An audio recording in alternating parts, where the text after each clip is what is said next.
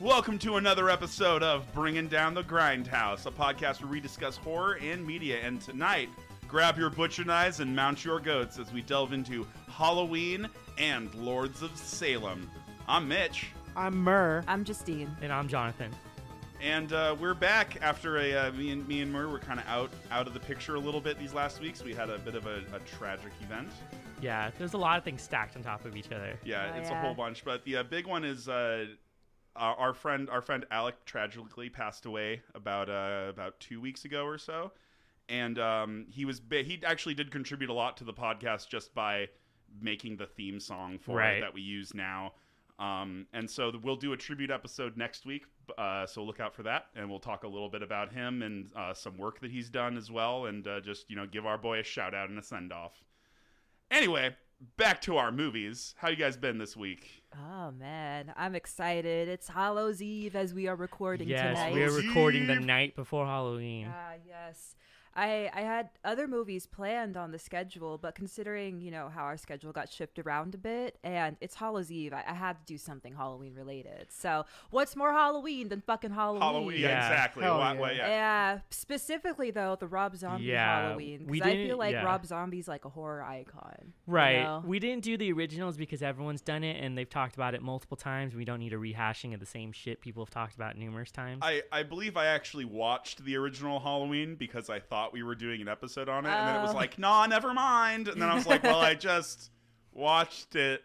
All right, cool. So now I know about the original Halloween, and I can actually make some comparisons, which is great. Yeah, there's a lot of good stuff. Rob Zombie had a lot of communication with John Carpenter, and he was actually an executive producer on the sequel for this film. So they had some talks, and he really wanted him to make it his own. Yeah, he was just like, you have the rights, you have the ability to make it, so just do what you want with it. Make your own. Yeah. It was definitely a point to do that. Yeah. He essentially made a remake, though, in the second half. Whew. I would say no. Somewhat. But we'll talk about it. Yeah, we'll get to that part. Justine, how would you like to kick us off this evening? Which movie? I think we should start with Halloween. Hell yeah. Because everyone fucking loves Halloween. Yeah, who doesn't? It's classic slasher. And then this homage to a classic slasher as well. Yeah, definitely. Right. Definitely. All right, so let's start off with the cast of this movie. We got some really interesting people. We have Malcolm McDowell as Dr. Sam Loomis. Of course, Sherry Moon Zombie as Deborah Myers. She's in pretty much every Rob Zombie movie. Yeah. Rob Zombie movies are going to have three essential things. Yeah. They're going to have a lot of TNA, Rob Zombie's wife, and a lot of blood. Oh, yeah. Yep. Yep. Not to mention his wife's ass. The ass. Several moments of the movie. Specifically. Yeah.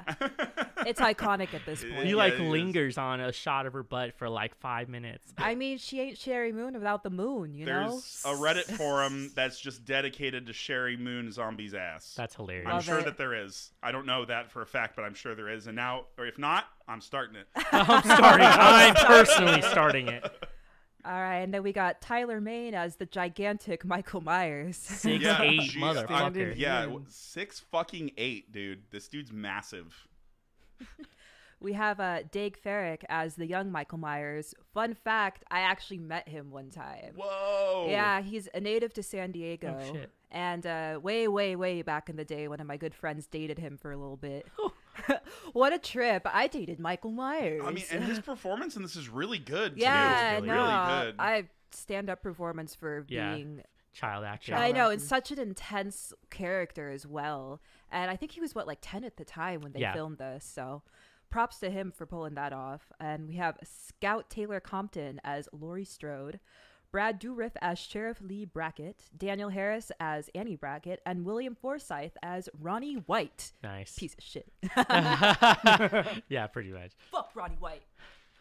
I mean, Ronnie White's character is just to remind you you're in a Rob Zombie movie. Yeah, pretty much. Yeah, that was something I always kind of liked about Rob Zombie is he really brings in that white trash element in all of his movies. I mean, I feel like this opening scene of the movie with this family fighting around the breakfast table is such a staple to the white trash American family. Oh yeah, absolutely.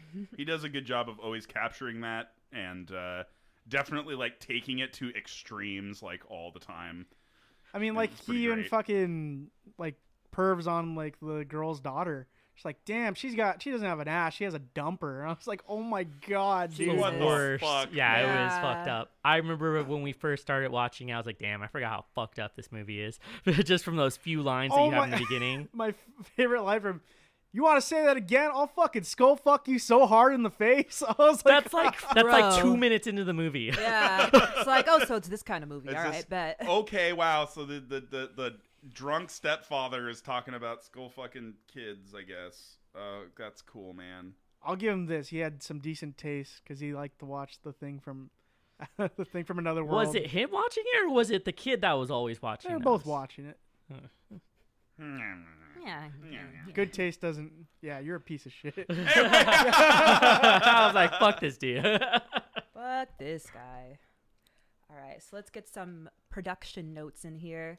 This movie made quite a bit. The budget was $15 million, but the box office was $80.4 million. And, you know, I kind of wasn't expecting them to get so much money from this movie because considering this got a lot of bad ratings, honestly. But you think you have the fan base behind Halloween. You also have Rob Zombie's fan base coming together for this movie. You know they're going to show up at the box office for this. And they did. Yeah, pretty much. But yeah, considering ratings, this got a 6.1 on IMDb and a 27% on Rotten Tomatoes. The critics hated it. Yeah, a lot of it's a very polarizing film for fans too. Not It's just only very niche. It was Rob Zombie's film. Yeah, it was definitely a different take on the story because he really got into the backstory of Michael Myers, which I don't think is really talked about much in any of the other movies. Oh yeah, it's not even just mentioned. psychopath McStabby. Yeah, McStabby stab. Yeah, Stab, McStabby stab. stab. Hello, Yeah, that's all he does in those movies. Hi. Basically. I'm a kid. I'm gonna stab my sister. All right. So this movie was released August 31st of 2007 in the United States. I remember going to watch this in theaters. I think I was Same. like probably fucking like middle school or something like that. I watched this movie in high school with a bunch of my high school friends Yeah, for same. Halloween, so that was like the whole deal. Yeah. Ooh. So, the whole reason why this movie in particular is like good sentimental piece for me is because when I started watching horror movies in middle school, I was flipping through channels and I found this one, and then I flipped it to right when Ken Forey's character gets stabbed, and I thought he was Mexican. I didn't know that he was like black, but I was like, I'm Mexican. I could get stabbed like by this 6'8" dude at any time in my life. What And a strange thought to have as How a did child. we get here? so I was like, oh shit. So that will forever be like cemented in my mind, but it has a good place in my heart. Watching it now, it's fucking creepy though. I think there was moments where the horror was used well, but to me, I couldn't escape the feeling that it was amateur at some points because it's like you could tell he was a first-time filmmaker. Yeah. But I think he had only a done really- like a few films before. Yeah, this. he'd only done a few, but he had a really good grip on how to use the music for yeah. tone, which I makes mean, sense. It's Rob Zombie. We all know him for his music, Yeah. and now we know him for his films as well. Also, White Zombie fucking rips. Hey. So considering Rob Zombie being a music man, he also wrote, directed, produced, and served as music supervisor during the filming of this process. However, he didn't really have as much creative freedom as we might think he did with this movie. He was approached by Weinstein to do this film in the first place, Yep. and when it came down to it, they had very minimal time allotted for filming, which they were required to cut a lot They of things out. constantly because of did that to him. They scheduled for Yeah. him to be filming, and then they would cut it off really quick and be like, you don't have it for that long. So he'd only be able to film some of these scenes in 1 or 2 takes, and then he had to cut out a bunch of it. Yeah, and the studio and fellow producers really definitely monitored him about what he was allowed to do in the movie and what he wasn't. Because I feel like despite it being Rob Zombie, it was still very studio-esque, Hollywood-esque movie rather than Rob Zombie filth movie. There were 2 things that were notable about the production of this movie. I think he later put it out in an interview that when Weinstein would come in and be like, hey, you can't do that in your movie, you're going to have to cut out all that. And he's like, well, good. Literally all these fucking scenes are now going to be useless. And he's like, can you just tell me what you want? And he's like, well, can you do this? He's like, okay, good, shut up now. And then if you didn't know, the movie's production was also delayed due to the death of Mustafa Akkad. Yep. He was the producer of all the 8 previous movies. Unfortunately, him and his daughter died as a result of the terrorist attack in Jordan in 2005. It was a series of hotel bombings that just took their lives. That's gnarly. That's crazy. Rest in peace. I believe the movie is dedicated to him as well. So Yeah. Also, rest in peace, Sid Haig. Yeah. yeah, fuck. Yeah. Made a special appearance. It was cool to see him though on film again. Yeah, definitely. Yeah, I love him. I love having him in all the films, especially seeing him as Captain Spaulding. So, how do you guys feel this movie compares to the past Halloweens? Did you like it more? Did you like it less? The old Halloween, like the first one, the John Carpenter Halloween, is very bare bones as far as plot goes, and there's not a lot of meat. And I think that was kind of the point, though. It was just supposed to be dude goes in, kills a bunch of teenagers, and then we have the final girl, of course. Ah, yes, the final girl. Yes. Why does her name escape me? Lori. Or are you talking about the actor? Jamie Lee Curtis. There we go. Yeah. Well, I don't know what the fuck. Anyway, so I don't know how I forget that, but I love Freaky Friday. You know. Oh man. We should actually cover that. She was great in those Activia commercials. Those Activia commercials. Bro, I forgot about that. Hi, I'm Jamie Lee Curtis. Yeah, literally. And you're watching Disney Channel. Doot, doot, doot, doot. Those little thingy there. That's great. I love that. But I would say that they delved a lot more into the backstory of Mike Myers, so him as a character was way more interesting, especially because they have that twist where he's like looking for his baby sister. Yeah. Yeah, I thought it was really interesting to have his backstory added to it because, you know, I feel like adding the backstory added a lot of sympathy for his character. You had a lot of understanding about who he was, where he came from, what elements came together in order to create such a heinous sort of creature, you know. I feel like at that point he's barely human. Yeah, pretty much. Yeah, he's a void. Yeah, John Carpenter's commented on that before, too. He even made a point to say that he didn't like too much of the backstory because it demystified who Michael Myers was, which in the first movie, he kind of wanted him to be this sort of, like, almost mythical kind of like a being. supernatural Yeah, force. very supernatural and, like, unstoppable. And so humanizing him kind of takes away from that a bit. But he did not hate it. He thought it was a good film and it was uniquely Rob Zombie's, and I have to agree. I think it was good for what he made it, and it's not a terrible movie, but it's also not the best thing I've ever seen. The new Halloween, the one that John Carpenter made, that's really fucking good. And that's the thing with the original Halloween movies. Like the original is something that was just made on a low budgets to get people in the seats, you know. And then he didn't really want to do the sequel. And then, of course, he really didn't want to do any of the other sequels, so he stepped away from them. Yeah. And they progressively got worse and worse. So he came back and made his own. And that's the thing. It was later, like, not supposed to be like a suspense thriller. It's more of a, hey, how can we kill a teenager in the most gory way, basically. But I think Rob Zombie in this remake / rehash, or his telling of Halloween, is very his own thing, very much his own style. I like the directing in this. You could just tell it's made from someone who's used to the type of, like, subject matter, used to gore and guts, used to, like, metal and strippers. Like, it's just, yes. you know, it's just so machismo of, like, Rob Zombie to do. I think he was perfect for this, honestly. Like, in his past movies, was it House of a Thousand Corpses? Man, was really sort of, like, iconic, because I think that movie really pushed the boundaries of how much gore and how much violence you can show on film. Because, you know, there's been plenty of gore and violence in the past, but never to that extent until he went and did that. And I think having him for this iconic horror movie was honestly a pretty good move. But I think they should have taken the leash off of him. I think they should have let him do his own thing. Of course, it's never how it really comes down when it comes to big studios like this. Yeah, especially because they approached him and, like, had an idea of what they wanted. They just wanted the name attached. Yeah, they wanted Rob Zombie's publicity name. thing, if anything. Exactly. Yeah, strictly publicity, and they wanted to bring in a certain crowd, and it did work. They did make money, but the critics did not like it. Yeah. For a good reason. You definitely get that air of suppression throughout the whole movie. Like, but why? Like, couldn't you do this? Some of it did feel weird as far as, like, editing goes, like where they were placing things in the story. And I do think they lingered a little too long on the kid's story when he was younger. If they had cut it just a little bit short and then went into, like, the main part of the story, I think it would have been better. It's a little bit too long. Yeah, watching it for the first time, I was a little surprised about how long they spent on the backstory. Because typically if there's a backstory, it's like 5-10 minutes max of the film. Yeah. But this was at least like half of the film was put in the backstory. Yeah, it was like 45 to an hour. How did you guys feel about the backstory added to this? I like that a spy kid dies. Ah, fucking Judy. Fuck that kid. So fucking mean. Yo, have you ever seen him in World's Greatest Dad? No. He is like the shittiest child in that movie. and it's like deserves to get beaten to death. With a stick. I mean, in that movie, he dies to autoerotic asphyxiation.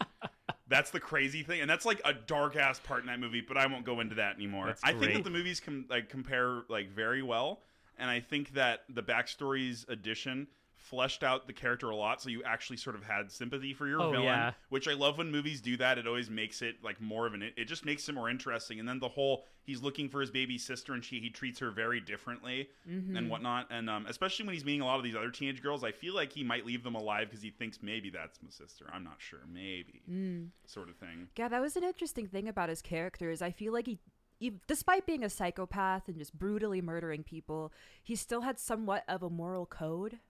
Is that he wouldn't harm children. Yeah. And he wouldn't fuck with people who don't fuck with him. If you don't mess with him, he's not going to mess with you. But if you're rude to him, he might stab you with a fork. Yeah, exactly. The fucking nurse who was like, she's so pretty, can't be related to you. And he was like, oh, really? And then just straight up murders her with a fork. Yeah. He's like, what? You slighted me? Time to kill you. I think the best Droog in town, Malcolm McDowell, turned Steve Jobs in this movie. Actually did a pretty good job of fucking playing Dr. Loomis. Yeah, it was great. Yeah. Seeing him with long hair was weird, though. Yeah. Having that weird wig on in the beginning where he's, like, constantly adjusting his bangs. Like, it should be noted, like, Donald Pleasance had a very monumental role in all the Halloween films, but I think Malcolm McDowell actually picked it up and did a decent job. He's so underrated. Yeah, I think he was perfect casting for that role. He's always playing an academic, too. Yeah. We were but talking he has about that face. I feel like I've seen him in Slight one of my British classes. accent. Yes, the slight academia British accent. Exactly. Like, no, you're from New Jersey. Why do you have a British accent? Come on, Michael, I'll show you some ultra violence. Oh, man. But I like the backstory. I like how in-depth it goes. Like, I like the idea of him just being a bully kid, has a dysfunctional family that's just super fucked up. I mean, it's just like, oh, do you think, there's those fucking bullies. Think your mom will suck my dick and let me suck her tits for 25 cents? Right, is fucked up. And then the principal comes in to break it up, and he's like, what are you guys doing? He's like, fuck you. What? It's great. Fuck you. Repeats it. That's great. And then the mom comes in and she's pissed. She's like, why the fuck do you keep calling me down here?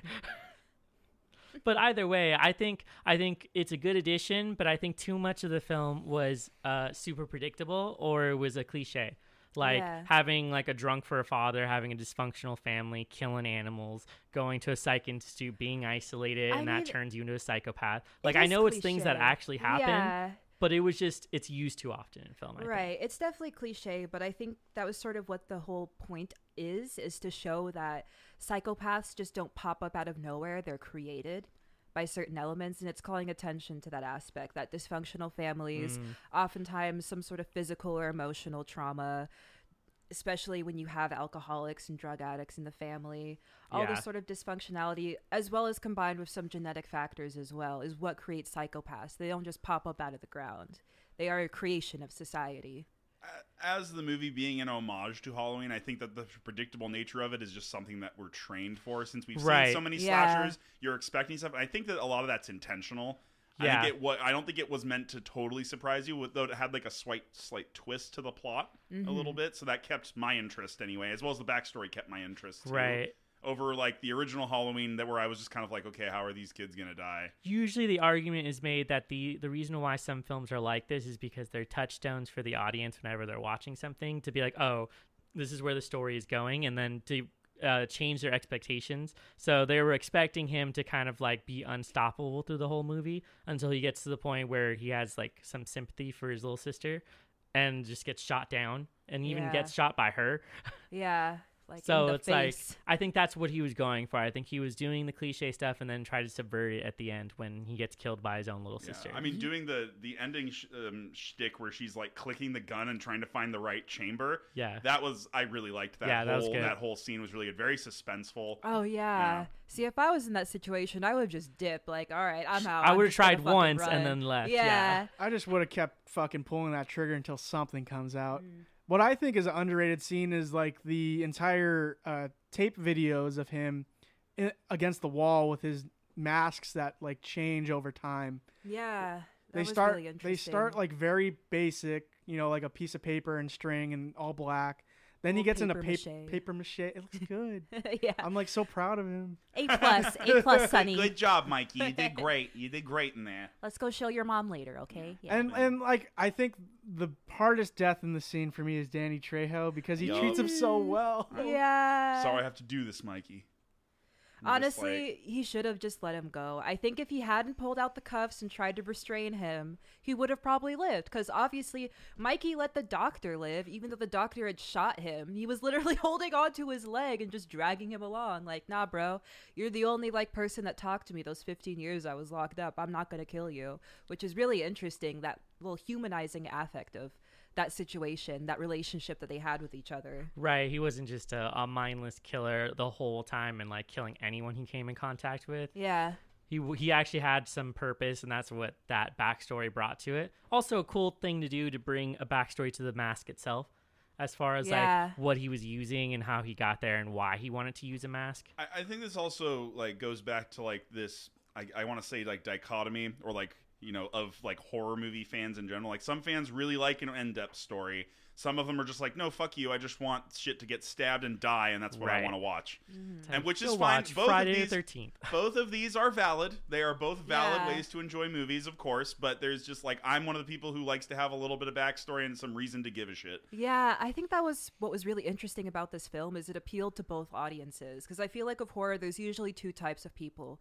There's the gore whores, and then there's the people that really like that psychological backstory, kind of like, ooh, this is very like thriller-esque element, you know? And you get that. You get the gory kills, you get the fucking just fucked up shit that happens throughout this movie, and then you also get the emotional backstory, and you get this fucking like element of I almost feel bad for this guy. Yeah, you really do get some sympathy for him at some point, but also, you know, a lot of teenagers getting staked to the wall. Yeah. That's like a theme for Michael Myers movies, Halloween movies. Kids always just getting fucking staked to the wall with a knife, and you're like, how hard do you have to stab someone to keep them stuck on the wall with a knife? I mean, Michael Myers is the Kool-Aid Man serial killer. How many fucking walls does he walk through? I love this. Oh, yeah. Just bust through the fucking nobody wall. uses a door in this movie. They just run through the door. At one point, she fucking takes a chair, throws it through the glass to run through the door. From inside the house.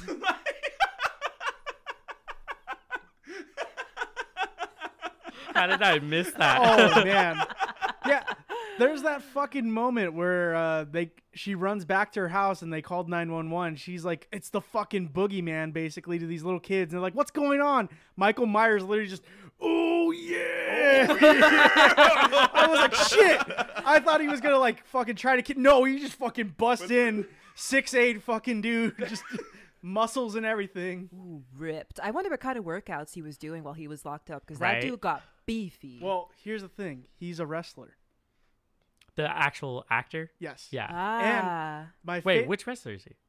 I don't remember, but I know he is a wrestler. Yeah. But the thing is, he's 6'8". The scene where they go to the diner or to the truck stop and he kills Ken Fourier's character. Oh yeah. Yeah, we brings got me oh. favorite kill of the movie. Yes, yo, Mitch. the best line. But I'm gonna let Murs continue, and then I'll get to the best line let you in the finish. movie. So the thing is, this great. I'm gonna let you finish, but this scene after Ken Fourier basically like fucking tries to intimidate Michael Myers. No stunt doubles were used. They actually broke that fucking stall with their bare hands. Yikes. So like Ken Fourier's fucking figure and that 6'8" fucking monster's figure actually broke the fucking bathroom in that fucking truck stop, and they had to pay for it. That sounds awful. That's to get pretty fucking metal, pummeled man. like that. That's pretty metal, I'm just gonna say. But what did Ken Fourier say to get all these beatings? For his jumpsuit. Because he takes the fucking jumpsuit. Oh, yes. Let's go. Ken Fourier, a.k.a. Joe Grizzly, Yes. steps into a bathroom stall about to relieve himself. Hey, buddy. Just giving you a heads up. I got a Taco Supreme taken... Hey, buddy, just to give you a heads up, I got a Taco Supreme talking back at me, so I'm going to be a while. So, do you mind waiting somewhere else and let me pass this beast in peace? Look, brother, if you're looking for some kind of action, You better take it out on the arches before I'm done dropping this load, or you're gonna be one sorry asshole. Okay. Just hold on, Daisy. I've got something for you. He unsheaths and opens the door. Let me introduce myself. I'm Joe Grizzly, bitch, and I'm gonna cut that goddamn mask right off your face. And then he dies. And then he dies. He gets beaten to death in the bathroom. Yes, bravo. Bravo. The best lines in this movie are just from that scene alone. And that was Monologues by Mitch. Thank you. Yeah, and they come in playing Tom Sawyer by fucking Rush. Yeah, dude. I love that song. Oh. Mean ride. You know, just, yeah, it's great. Yes. Obvious Yes. fans of Rush because they mentioned Rush in Lords of Salem as well. Yeah. Oh man, those damn Canadians. So I have this theory that 70% of Rush fans are also Star Wars fans. It's true. So I think we can assume that Rob Zombie likes Star Wars. Yeah. I would guess he likes I would Star guess Wars. we'll have to ask him. Yeah. Some point. Also, he has a lot of nice references in his films to like older films, like the trip to the moon references in Lords of Salem is really Oh good. yeah, no, that was cool. Yeah, it was I cool to enjoyed see that. it on the wallpaper. I also love how on the night that he killed his sister, as well as the night 20 or 15 years later, there's always a teenage girl listening to fucking Blue Oyster Cult's "Don't Fear the Reaper." Yep, always. Yeah. Always. This movie also dates itself because one of the friends, I forget her name, is the seeniest, weeniest girl I think I've ever seen. Yes. This film is dated. You know it's from fucking 07. Man, I was thinking that. I was like, I remember when I used to be so into that haircut with the fucking choppy bangs and the like slight mullet going on. I fondly remember these from my high school days. Yes. It's funny because, I was just in Spirit earlier today getting a Halloween costume and I saw a scene wig. Oh. And it was that fucking hairstyle. Of course, a little more color added to it, but it's become a fucking costume at this point. It's so iconic. My I love culture it. is not your costume. The devil wears Prada fucking rips. So I think this is a good time to transition into the next movie. What do you guys think? Yeah, we can absolutely transition to that. Maybe we should do some final thoughts on this Oh one? yeah. Let's Yeah. let's contain it. Let's contain it. Yeah, Okay, let's contain so some final thoughts. final thoughts on this movie. I really like this movie. I honestly liked it a lot more than the original Halloween movies, and I know that might be a little bit of a controversial statement right there, but I'm a sucker for a good backstory. I love getting that little psychological element added into it. I love knowing where this person came from rather than just them being this entity of death and destruction. I thought that element was really interesting, and I just love Rob Zombie movies. I love everything that he makes. I mean, how could you not? Like, they're always really well produced. They look good. Like, there's very little special effects. A lot of it's practical work as well. So I enjoy that. I mean, like practical effects. I mean, not necessarily like CGI. He doesn't do a lot of CGI, is what I mean. Yeah, no, he's like a master of practicality. Yeah, and so you have to respect the DIY culture, man. It's a respectable Yeah, how thing. punk rock of him. Yeah, Fucking exactly. DIY How that really, shit. though. Yeah. I'll do it myself. Yeah, exactly. I'm just gonna fucking do it. Yeah. I agree with you like 100%. I think that the backstory adds a whole lot more to this, like the concept of this movie in general. And then he still makes like him almost like this strange supernatural force in a way too, because he's just unstoppable. He got shot 4 or 5 times. Yeah. And that didn't stop him, honestly. No, he just kept going. And I mean, he got shot in the face in the ending, but there's a second movie, so I'm assuming he didn't even die from that. Yep. It's just, I don't know. Rob Zombie, you know what he's about from the House of a Thousand Corpses, Devil's Rejects, and Three from Hell. You know, like, that trilogy is, like, cemented in its own piece of horror. So, like, you know what you're getting in for.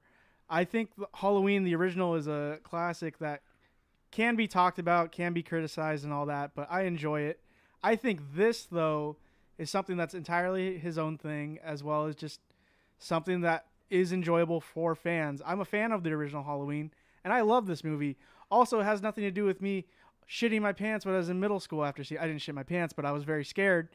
I think every time I see the Don't lie, Mer. Shut up. Don't lie to these people.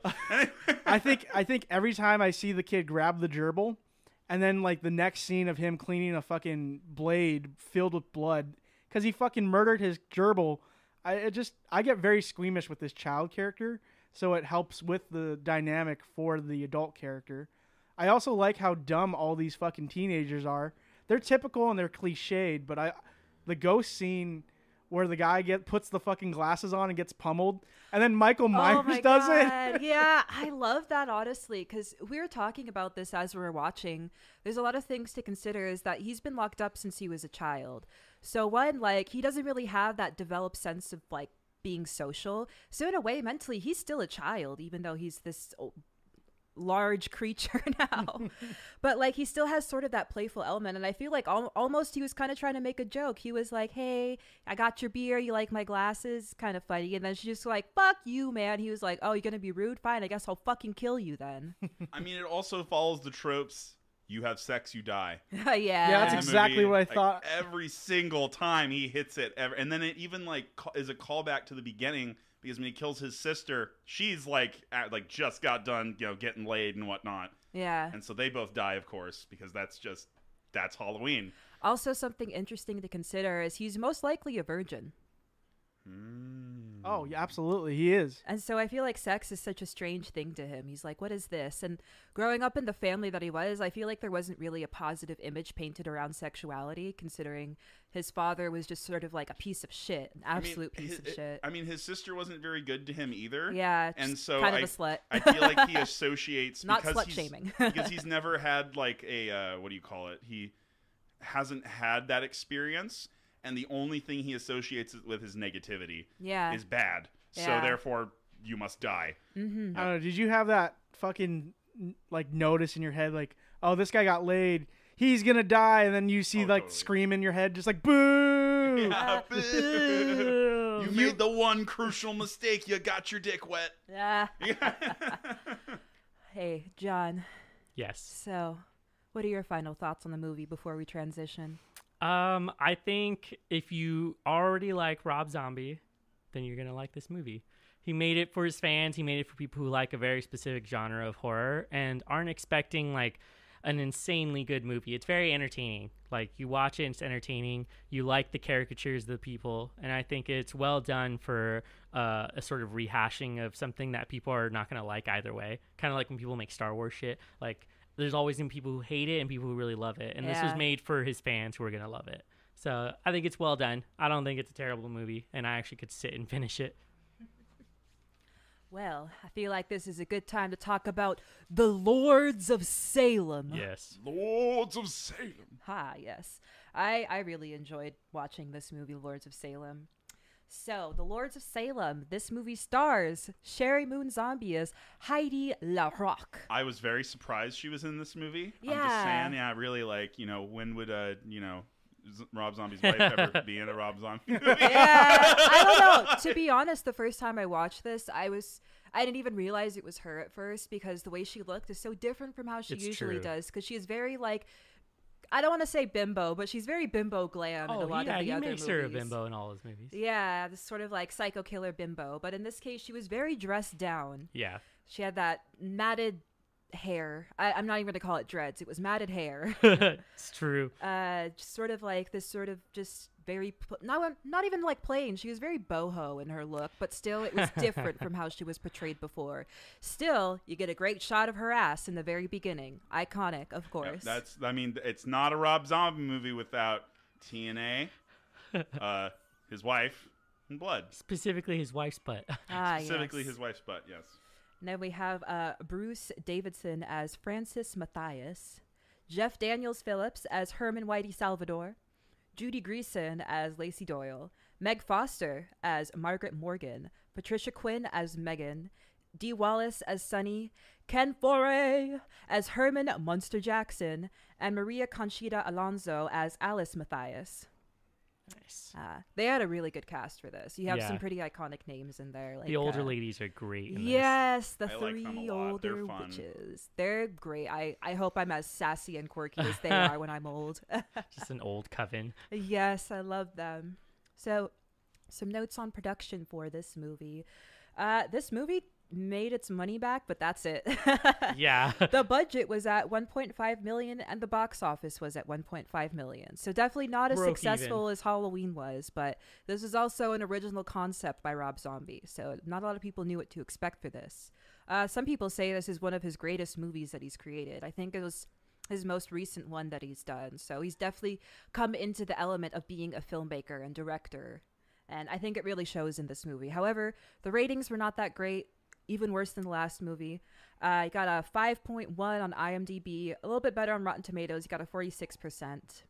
This movie was released September 10th, 2012 in the US, UK, and Canada. Fun shit.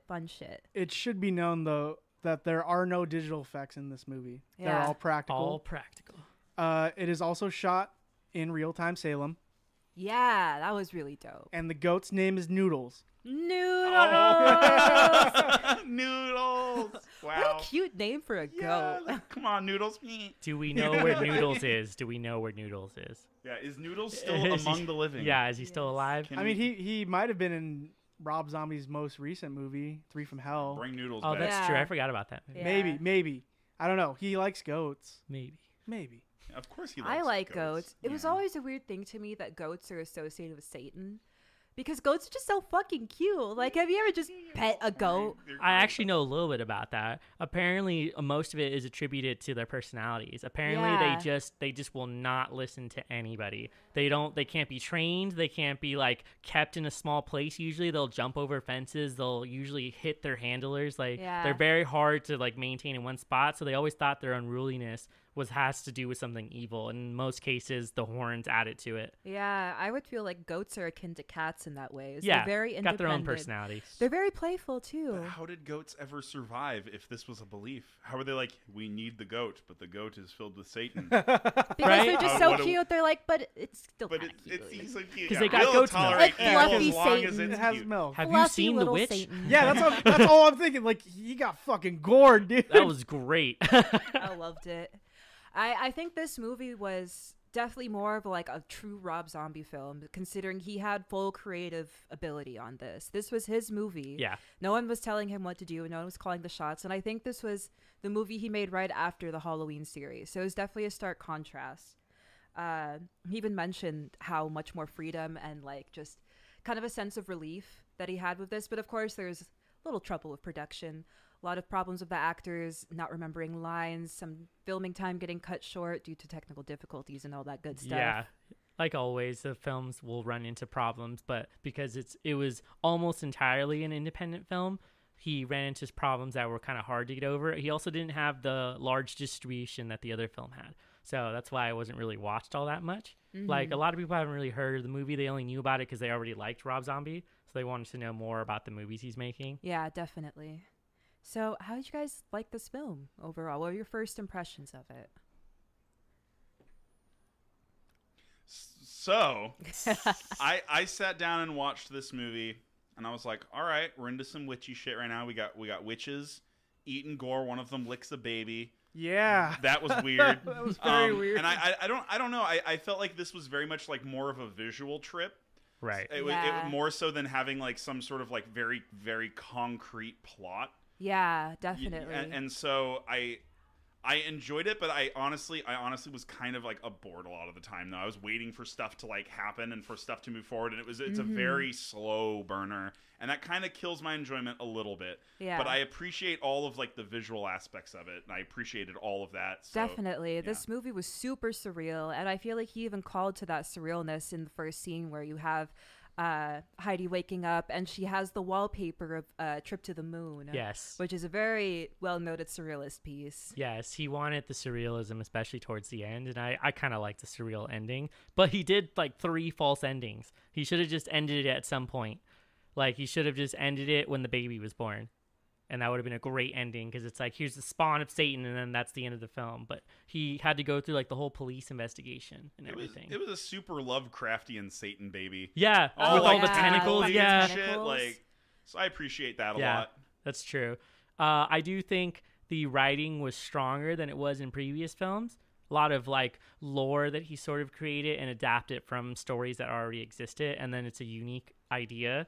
Like, for him to have like these old witches who are like the ugliest witches. They're like hags who are naked and filthy and eating blood. And then the scene in the room with the like neon fucking cross is amazing. Like that's a really Yeah. well shot scene. And that beast pops up behind Yeah, her. who's just like heavy breathing behind her, and you're like, oh shit, there's like a fucking demon in this room. So it's like it might even be Satan himself who's just like watching over her. And to do it with no special effects, it's a good piece of cinematography. Initially, I was very interested in this movie. I like the idea of a vinyl record making witches to any woman that hears it in the vicinity. Yeah, it's like an incantation. Yeah, or- some sort of ritual, hypnotic sort of track. But Yeah. what was interesting is I believe this specific type of music is known as tritones, which back in the day was considered Satan's music because people What? believed that tritones could cause people to become horny. and also the diminished fifth. As well. Yeah. The diminished fifth is like the note of the devil. All right, you hear that? Such. 2019, 2020 metalcore, no more panic chords. No more Ah, panic right. You're chords. gonna get people horny. You get me? They get me horny. I want y'all to fuck in the pit. Yeah. Hey, we're all gonna strip and do a circle fuck. Let's go. It's just all dudes are like, all right. All right, let's go. All right, yeah. This is what metal is now. Yeah. But I like the idea of her being a late night radio host. I think it's the chemistry that they have with that she has with the other two actors. Oh yeah, Ken they're like Forrest. actually friends, I think. Yeah, they're super friendly. Like Yeah. I hate the soundboard for God. Well, they're all the totally reasons. man. Yeah, totally they're- making fun of radio shows. Absolutely. Even Yeah. the fucking intro they had with that beefy ass voice. Yeah. What was it again? Fucking. What was the Listening name to of the H radio hour or station? something Yeah. like that. It's some random assortment of letters that they usually choose for these. Yeah. Mitch, But- could you improvise a little for us? Give us I- your best I- radio voice. what was the name of the station? Just, I don't know, I just- KQ something. Just come up with some letters. KQ something. And we're back talking about witches and blood, and babies. Insert fart noise. Yeah. Insert explosion. Whew, whoa. That's Yeah. got a sting. So I was That's pretty much what it is. Yeah, there you go. There you go. the anticipation of this movie like drives into you, and like the building tension is really good. It has good world building with it, especially when you get the shots of the fucking old school witches getting burned at the stake. Oh yeah, and, people, they like, roll out the damning them. Iron Maiden. Yeah, that was so hard. Oh yeah. But I think when Heidi took heroin, that's when the movie took a nosedive. I mean, metaphorically and physically. I was just like, oh. Well, what's crazy is that he could have cut out a part of this movie, and the movie's only an hour and a half. So, like, the fact that you felt like it was long is not a good thing. If it's an hour and a half and it felt too long, like, you really should have fixed some plots, like some plot points in your story to make the story progress a little bit more, because the ending feels rushed. You get the ending in the last, like, 10 minutes. Oh, yeah. Then they have that montage of all the visual effects that Yeah. are fucking nuts. But Melting angels and demons. Fucking his wife just riding a goat and getting fondled by their guitarist. Like, what's going on at the end here? I mean, that's the cheesiest black metal look I've ever seen. Yeah, Yeah. really, though. I mean, I'm calling out Lords of Chaos right now. You Oh. know what you did. Oh, You know what you fucking did. But I will say, the shot of her looking all angelic while they play Velvet Underground, that shit made me so fucking hyped. I was like, this is a slog fucking fest right now. Then they fucking hit that montage. They hit her looking all angelic. I was like, yo, we have fucking landed, Yes. boys. And they pan out to her on this pile of dead bodies. Yeah, I love the ending of Oh, that. God. Yeah, that was something I really liked about this movie is they brought in the idea of generational curses. yes. Because the whole point of this was that way, way back in the day when the witch trials happened, a coven was sentenced to death by a certain reverend. His name escapes me right now. He's not important, though. Jonathan something. Jonathan Hawthorne? something. Yeah, Hawthorne. Jonathan Hawthorne. Yeah, that was who it was.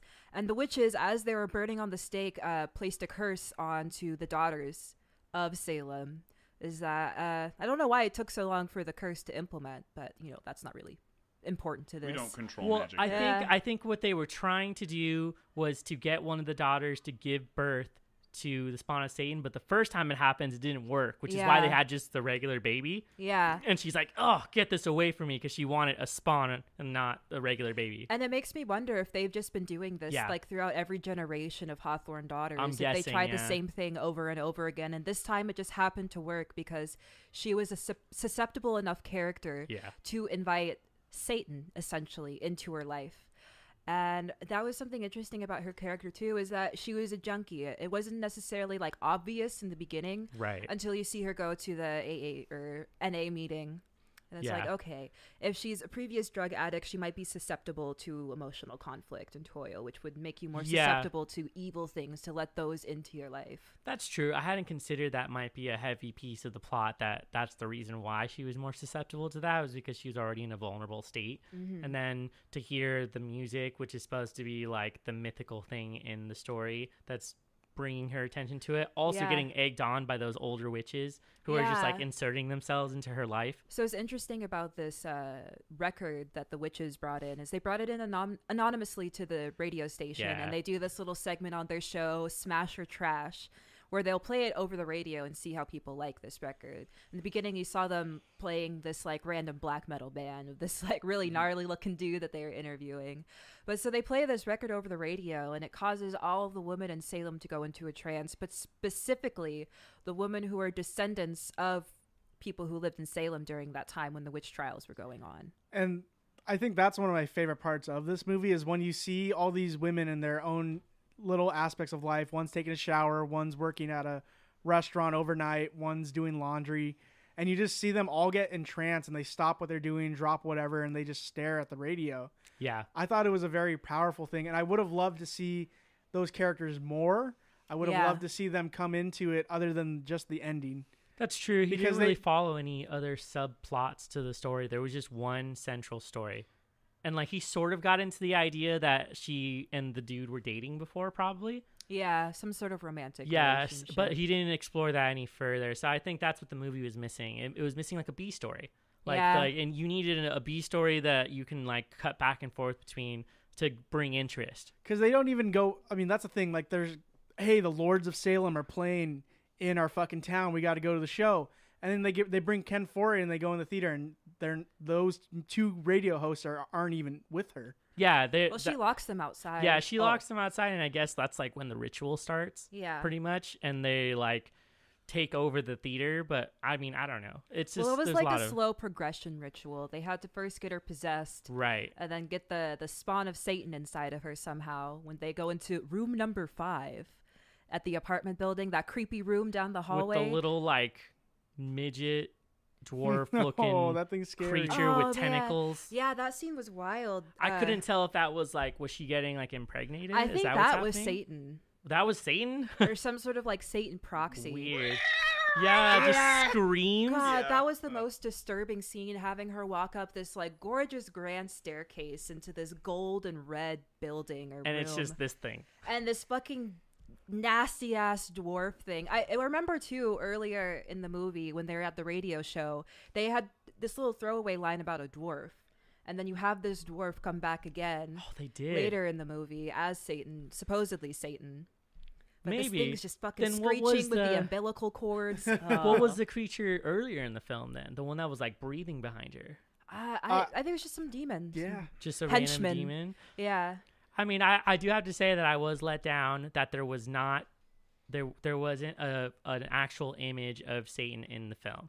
I would have wanted his own, like what he thinks he would look like. I think he did have one closer to the end when it's like he looks like he's wearing a suit and he's like burned all over. Yeah. And it's like on the montage. I think that was like his version, but I would have liked to see something more than just what they had shown there. It would have been great to see him like show up after the baby's born and like pick him up or something. But there wasn't anything like that. I gotta say, my favorite character in this story, though, is the professor who writes his own book about the trials. Yeah. I think how him and his wife have a really nice, wholesome relationship. They're so cute together. I was almost sad that he was murdered. Yeah. Yeah, I was very upset, but like I knew it was gonna happen because, you know, he's fucking with the powers that be that these witches are just trying to convey. His story was cut way too short. He should have lived like closer to the end, and then like he should have been in the theater, and then they like murder him in the theater. See him like burst into the theater as the ritual is progressing, and then just gets murdered on stage or something by a bunch of these. Like what is it? Cut too early. I think he just wanted the witches to kill him. But it was too early, I think. Wouldn't it have been great for just a sea of naked ladies to just rip that dude apart? Apart? Right? Yeah. Just go for it. Like, you know.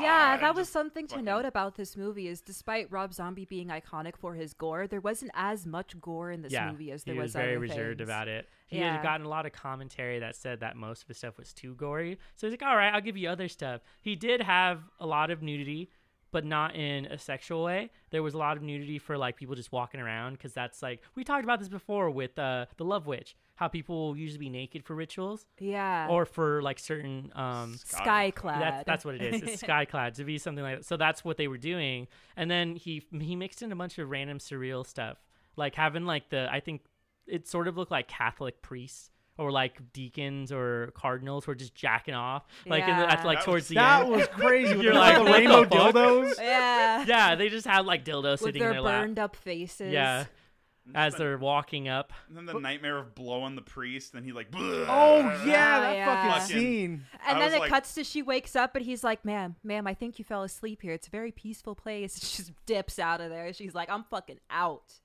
That's true. That was, yeah.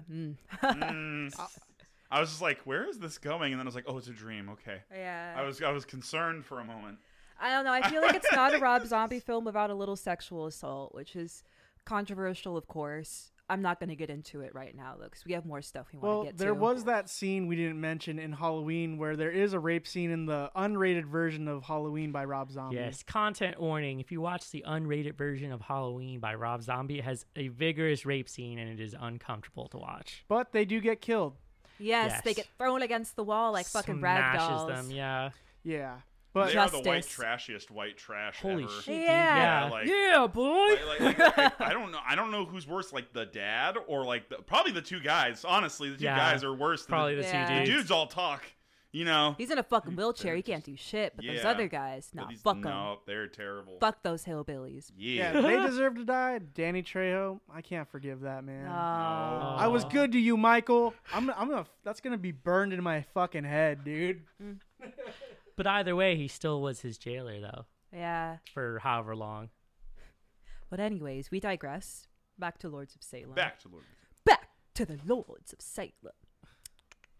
So, how do you guys feel about the pacing of this movie? Because I know we talked about it feeling like it dragged on a bit, but honestly, I feel why it dragged on so much is because you really get into the emotional state of this character. You see her gradually unravel and unfold, and it's so uncomfortable to watch. This whole movie made me uncomfortable, and I feel like that sort of tension added to just the time feeling like it dragged on forever. Because, you know, when you're in a really bad state of mind, it feels like it's an endless void that you're falling through. But I want to hear your opinions about the pacing. I thought the pacing for the first half was really well, and I'm just going to repeat what I said earlier. Like, after she does heroin, that's when the interest and like the kind of like cliches of all that kind of stuff kind of just bother me, and I'm kind of just waiting for the ending to come. If it is an ending, how many endings? Rob Zombie, what are you doing? I wish this movie was a music video. It would have done better as a short film. Well, he does have a song, The Lords of Salem. Oh. I don't know if there's a music video for it. Is there? He dropped a new song recently. Oh, actually. shit. Yeah, he dropped a new song. Yeah, King Nice. Freak, I think is what it's called. Pretty good, too. Ah, yes. Anyway, sorry, I don't mean to Yeah. digress. I just I thought like- of that right now. I was like, he just dropped a new track like a couple days ago. Like, I do like his music. I like his use of music in the film. Like, he's very good at setting tone and like what you're looking at as far as the visuals are there. But the plot was missing something. I think it was just not cohesive enough. And like you lose the audience somewhere in the middle, like what Murr was saying. Kind of after she does drugs, you're like, I don't know where this movie's going. And it kind of just gets chaotic after that, but I feel like even still that embodies what the character is feeling, because drugs are a very That's fair. chaotic thing, Yeah. especially something like heroin or crack or meth or anything like that. I'm guessing she did crack. I'm pretty sure it was something like that. I mean, I think she's supposed to be a junkie. I'm not too Tinfoil versed tells on me those heroin. drugs. Oh, Yeah. okay. Tinfoil tells me heroin. I don't know. I don't know why I say that. I just think it just tells me heroin. I mean, typically heroin is injected. I think it can be smoked. You can smoke as it. well. Yeah. It's less common to see that, but I mean, Because she kind of just had it like in a tinfoil thing and then had like, it looked like a glass straw is what she was doing. I thought it was crack, but I don't know. Could be. I don't know enough, and I have not done any of these Yeah. hard drugs to know. If you are more versed with drugs, please let us know in the Yeah, let comments. us know. Yeah, let us know in the comments, please. Oh, jeez. Also, listening to How to Speak French. tapes. Oh yeah, that was interesting. 'Cause in the beginning of the movie, when she was walking home from her radio show, she was listening to these like French tapes of how to speak French, and it's kind of funny. I forgot that those things even existed. You know what I'm talking about? Like they'll say the line in English and then repeat it in French, and you got to repeat it back. I remember my friend's grandma doing a bunch of those. That was kind of funny to see. But when she was all cracked out or methed out or whatever she was on, she was still listening to those tapes and trying to go along with it, which I thought was a really interesting thing to add. Right. It was very like humanizing in a way. Yeah. Oh yeah. It was very like an intimate moment. So that's the thing, is that he was doing a good job in some moments and then not so much in others. Mm-hmm. I think maybe he just needed, one or two more drafts of his story, and then it would have been where it needed to be. I kind of agree with John that I think that could have done really well is like a visual musical sort of situation and shorten it, and then just kind of have like a good soundtrack for it, and then just sort of, because the dialogue is already kind of sparse in this one. Yeah. And like, because like there's a lot of breaks in between dialogue where there's just a lot of someone walking somewhere or someone visual, walking into a hallway, and then there's a lot of opportunity there for some cool sound design, some interesting like audio effects and whatnot, and you could really like set. I mean, it reminds me of like watching like the Daft Punk movie. Oh, You've ever seen that like really long thing, and how there's like no dialogue in it; it's all just music the whole time. So I think he could have done something like that and maybe shortened it a little bit. Mm-hmm. The pacing was just kind of dreadful for me. I was just kind of like, all right, when are we getting on to the? Let's get on, because like the radio star thing doesn't matter as much. I don't know. It doesn't matter as much to like the main plot line. I think the only reason that was important is so she could then play the record for everybody in Salem to listen to. Yeah, but besides that, being a radio show host was more of just like a character arc than anything. it's just her backstory. I don't know. I think the movie suffers from some pacing issues. But overall, what were your final thoughts about this movie? It has, a good suspense up until the middle. It could drag you out, but the lore here for like witchcraft and all that kind of stuff, really, really well made. And I like the character of the professor a lot. I think he brings a lot to the table to the audience. Like, look at this fucking thing I found in this book. Oh, you gotta be fucking shitting me. Her last name is his what? Reaction. Fuck me. Yeah. Like, I think his character did great. And that fucking ending shot with her looking angelic on its top of a fucking a mountain of fucking bodies while they play Velvet Underground. I mean, that is my favorite scene in the whole movie. That was beautiful. Did they make that song for the movie? No, that's from Velvet Underground. Velvet Underground's from a while ago. Oh, okay. Yeah, I just don't know enough 70s. about him. Wow. Yeah, I know. Kind of, it's what's the word? Blasphemous. People are usually like the blasphemy. I'm also not a very big on Velvet Underground. I don't know. I just don't know them that well. I'm not a big fan of them, but I can recognize her voice anywhere. Oh, gotcha. The song is called "All Tomorrow's Parties," if you're wondering. Nice. But yeah, I like the idea of a vinyl fucking succumbing. Yeah, women around the area to become witches. Yeah, that was something I really liked. I would love to see it more fleshed out, though. Mm-hmm. Yeah, I think I really like this movie for like having this be a continuation of something that happened in a historical time. Right. This is a historical story that everybody knows of. Everybody knows about the Salem witch trials, and if you don't, you're living under a rock. Because everybody talks about it. It's a very like iconic point in our history. Which also, I wanted to bring up a fun fact about the Salem witch trials. And a lot of people have been going back and looking at some things. And what people believe really happened during Salem is there is a certain type of mold called ergot. Yeah, I love which this. I believe absinthe is made from, isn't it? I'd have to double check it, but I think so. But so ergot also contains lysergic acid, which is an element in LSD. And people believe that there's ergotism, which is something that happens when you consume ergot raw, is it causes convulsions of the body, just abnormal changes in personality, and a bunch of other shit. So what people believe what was really happening during Salem is there was an ergot infestation on their grain. Yep. People were consuming that. A few things might have happened. They might have physically and emotionally gone crazy, and they might have just become very paranoid from taking this sort of weird chemical into their body. They were all dosed. Yeah, they were all dosed. Not to mention there's a lot of oppression of marginalized societies. Yeah. It was very much a focus on marginalization of women, people of color, as well as people that had different beliefs from the Puritan society at the time. Yep. Definitely notable.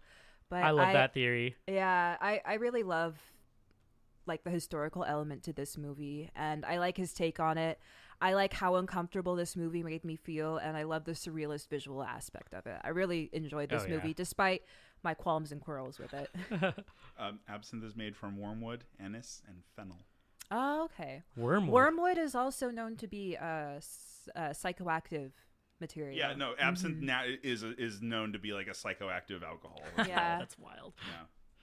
I like the little setup that they have for absinthe sometimes. With the sugar cube. Yeah. It's also That's expensive. cute. Yeah. You have, here's a nice picture of a reservoir glass, naturally colored verte absinthe with an absinthe spoon. Is it green? Ah, yes. Yeah, it's kind of greenish. Yeah, I love those. Yeah, It's got that's cool. It looks this like a witch's spoon, potion. though. Yeah. That spoon is so like I'm like You get my those little goodness. spoons that you Like, swirl oh yes, with. I'm about to get Fucked fucked up. up. Like, Yeah, I think we went to a bar one time and they made Yes. a drink with absinthe, Yeah. and I was like, "Woo! fantastic. Okay, that's my last drink." Oh, that was Yeah. Polite Provisions. Yes, if you're in San Yeah. Diego, check out Absinthe Polite expensive. Provisions. Yeah, it is Sponsor very us. expensive. I mean, you only need like a shot glass full of it to get fucked up. and then Yeah. you're done. Yeah, You're that's pretty done. much- You're done.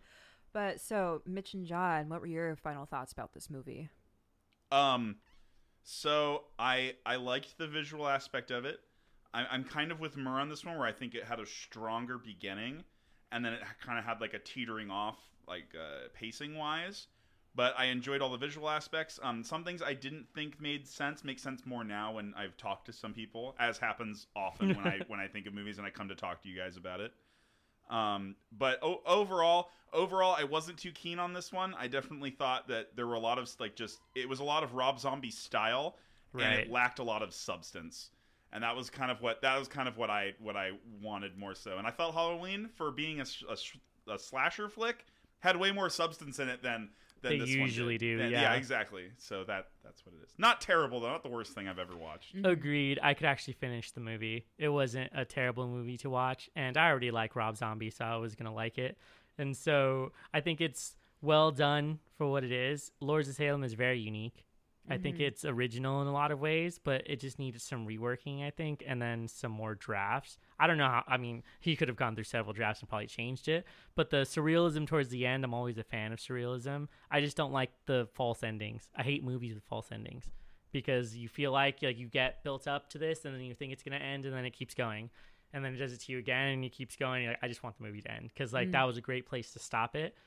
Not that I don't like the angelic scene at the end, but I like this. I like the last scene being this crazy baby that's born, and then that's it. Ah, yeah. Because it's like all dark. You see this fucking being ripped out of her, and then you're like, "Yep, this should have been like the ending scene." And then, like I mentioned earlier, you missed an opportunity to show Satan.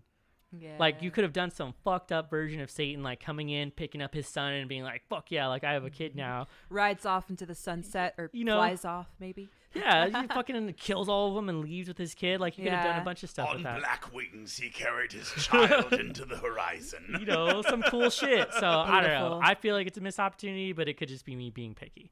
You are very picky. Yeah, that's true. But with Yeah. that thought, favorite scenes from both of these movies. I think my favorite scene from Halloween was when those hillbilly ass guards were just slammed around like rag dolls by Myers when he breaks out of the institution.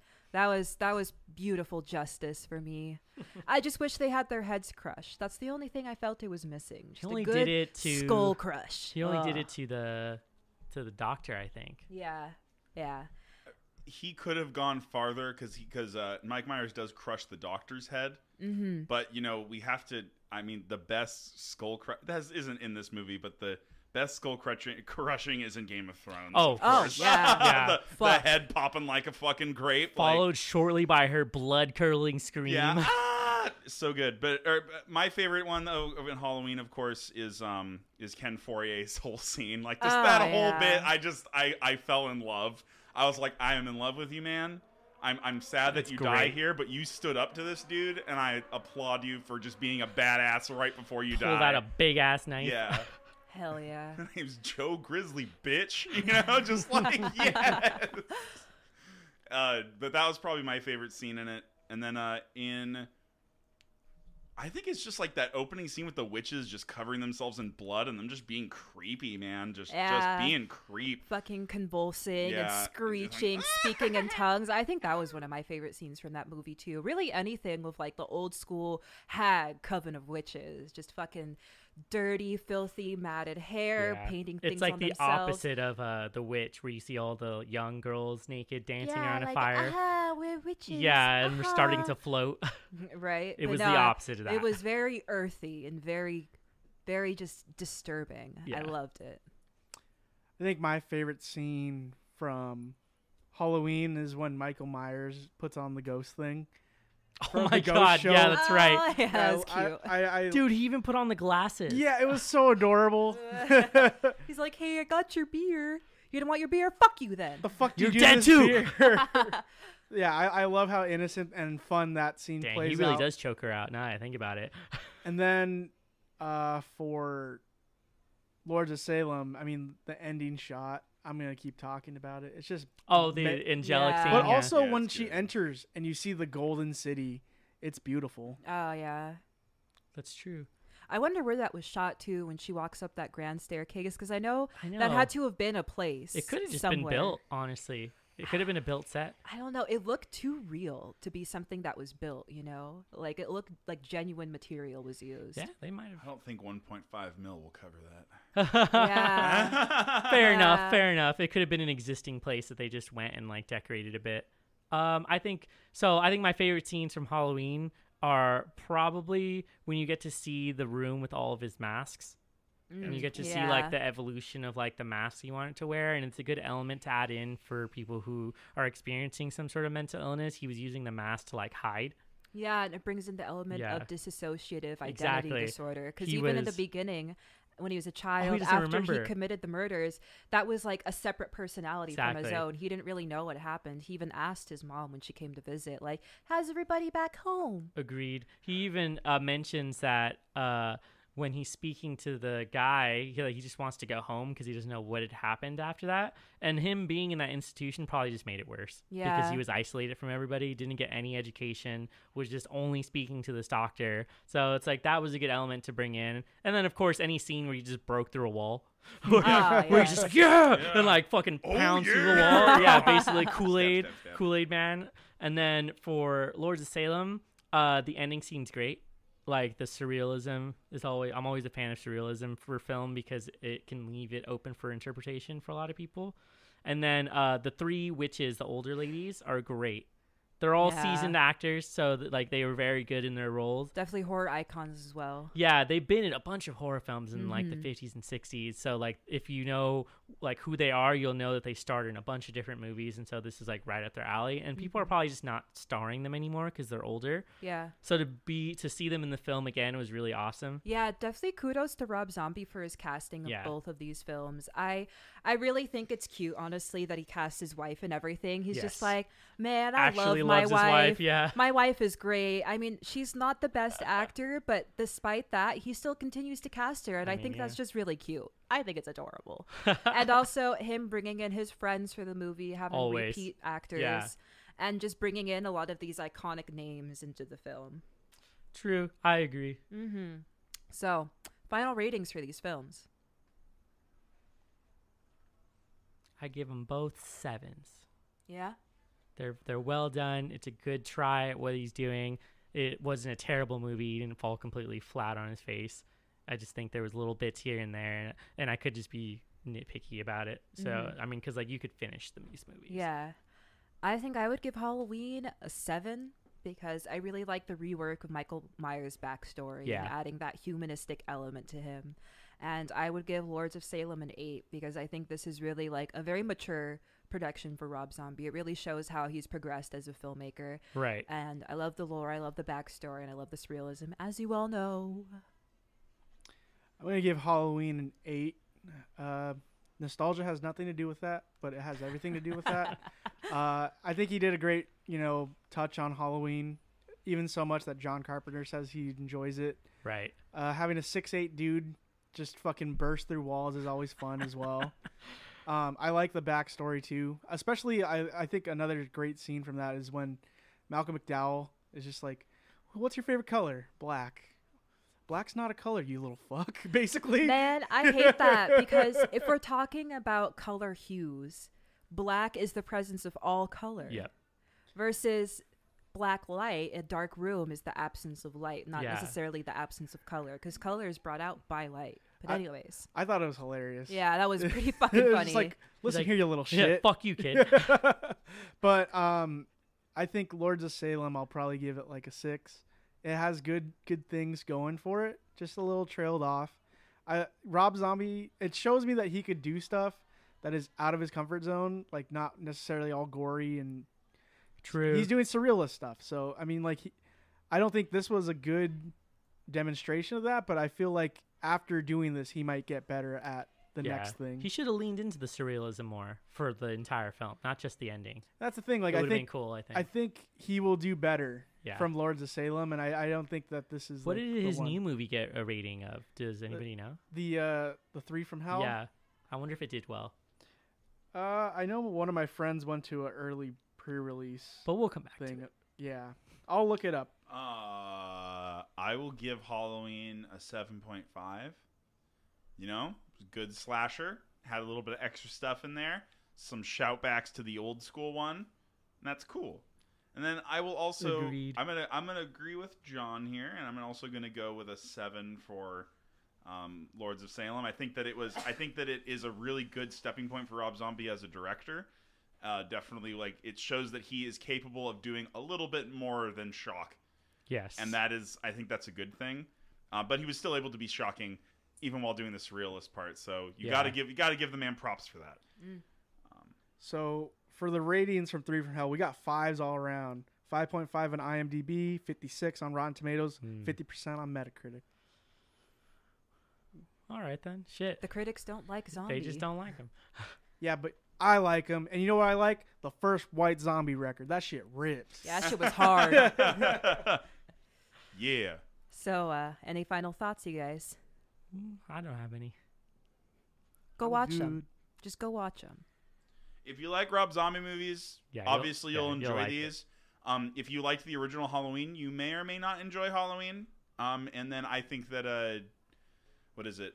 Lords of Salem is very it's going to be a niche group of people that really enjoy this movie or like laud it. You know, it's not for everybody.